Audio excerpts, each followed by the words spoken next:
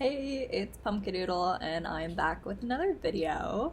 You may or may not recognize these weird lines on my face as being Jojo's Bizarre Adventure. I was just in my Dio cosplay, and so I thought I would start a series reviewing all of the different parts of Jojo. So we're gonna start off with part one.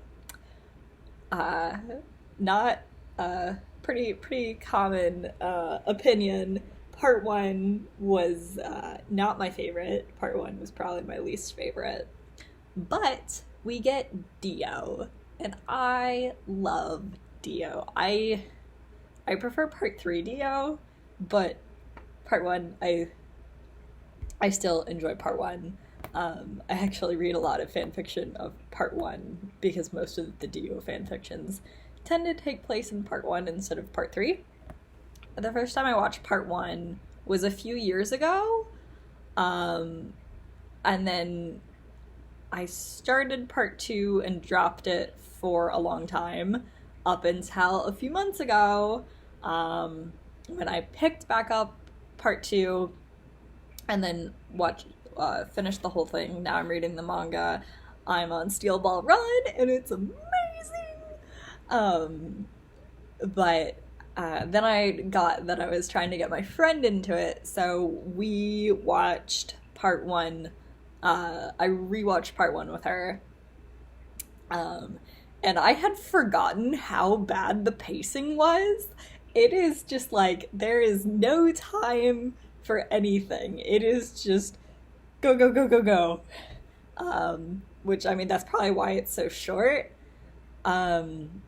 If they would have spent longer fleshing everything out, maybe it would have been better, or maybe it would have just been the same kind of mediocrity, just like extended. So I'm not mad that part one is so short, because then you get to the good stuff faster. But I mean, like, I still enjoy, like, I'm making it out worse than it actually was. I did enjoy watching part one. Like, it's good, but it's just not as good as the rest of the series.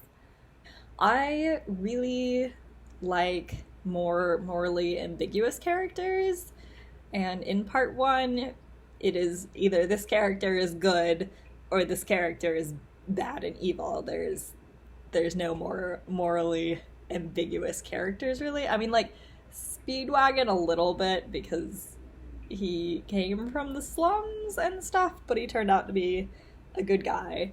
But like Jonathan is boring. I'm sorry. He's just like, I'm good, and that is my entire personality.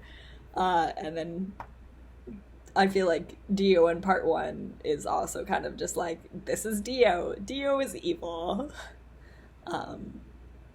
Compared to, I feel like Dio gets more depth in part three.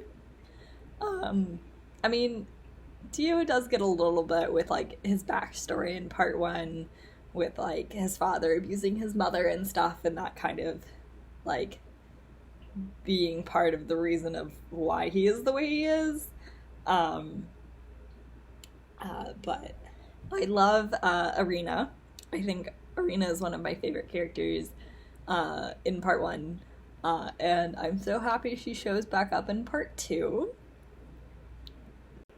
Also, I've heard, like, a lot of people have told me that they have a problem with, like, all of the characters that get introduced in the end, and they're always like, what is the relevance of these characters? And I'm like, well, some of them show back up in the next season, but they're just kind of there to help out with the final battle, if you can call it that.